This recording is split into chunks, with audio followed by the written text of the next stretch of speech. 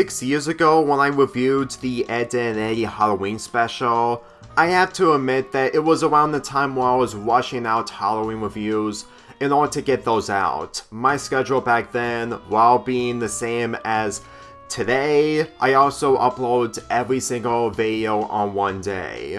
Usually, I would probably reconsider on revisiting the Halloween special involving Eddy and Eddy, but at the same time, I really wanted to talk about this episode, and I also nearly forgot about reviewing this episode as part of my schedule for this month.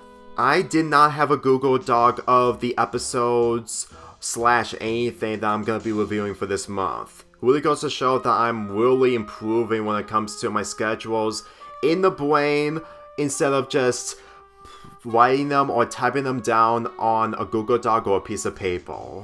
After one of Eddy's scams go terribly wrong, mainly the hot sauce incident, they witnessed the Kankers kids talking about the haunted house, and if Eddy is willing to go in without being tortured or terrified, Kevin will give him a jawbreaker if he succeeds. Mainly a bet that Eddy would never deny. After faking of getting tortured inside the abandoned house, Eddy tries to get out only for his finger to get stuck in the door handle.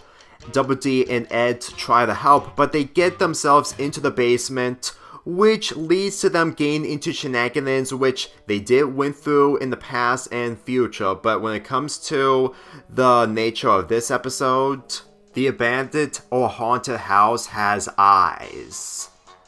Even though it may be disturbing considering of how this show has changed over time when it comes to a certain group of characters, but I'm gonna get to that later, since I have more to talk about them and how the motivations in this episode are highly questionable.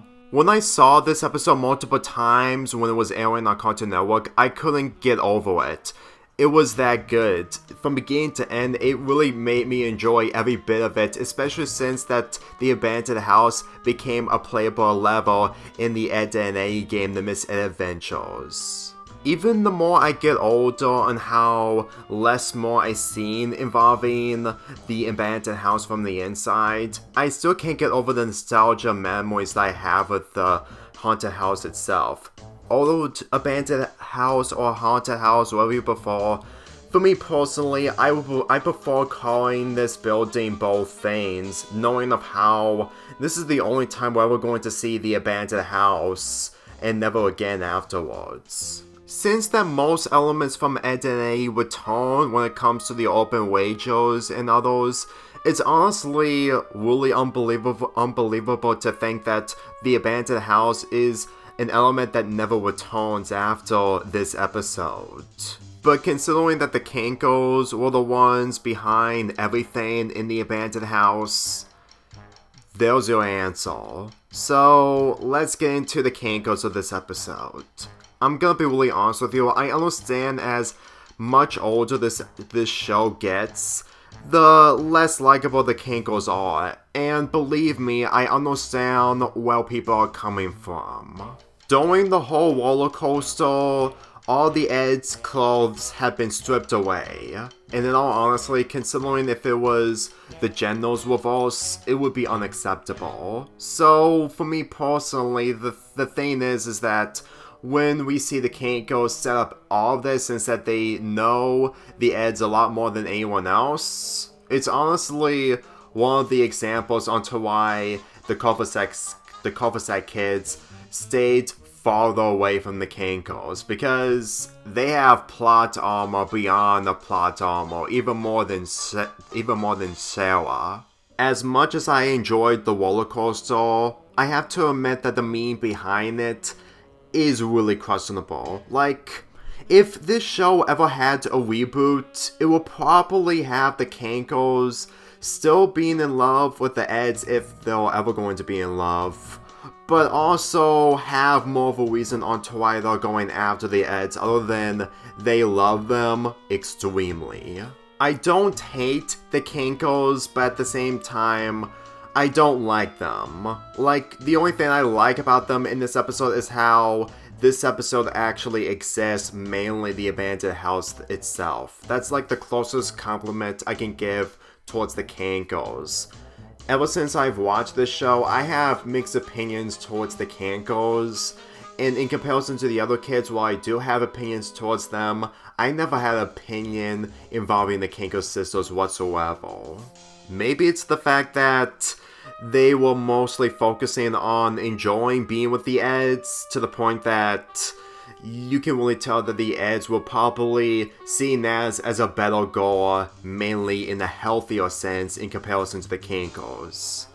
But I had this in mind that I'm planning on reviewing another episode from Eddy and Eddy, and it's gonna involve the Kankers sisters, and it's gonna be an episode from seasons 4, because let's just say that reverse psychology is literally the only way we're ever going to see how the Kankers are not into the Eds, mainly due to what the Eds are doing to them. But still, I still enjoyed this episode no matter what, even if the episode may age differently due to the Kankers. With this episode being 23 years old, it's a real Eddy and Eddy classic. So, if you really think about it and you're into Eddy and Eddy, you will probably witness brilliance from this episode, unless if you are not into the Kankers and mostly against what they're doing with the Eds, because I know people have been discussing of how disturbing this episode is, especially since the YouTuber had described this episode as disturbing, along with the season's 4 episode involving the Kankers again. But it's not the episode that I'm gonna be getting into in the future. Sometimes when I get back into cartoons like Eddy and Eddy, it made me appreciate and also understand the creativity behind it. Mainly episodes like this. Even though what I'm going to be talking about involving the Kankers sisters in the future may be questionable, but at the same time, I was planning on talking about that episode eventually. I'm giving this episode an 8.5 out of 10.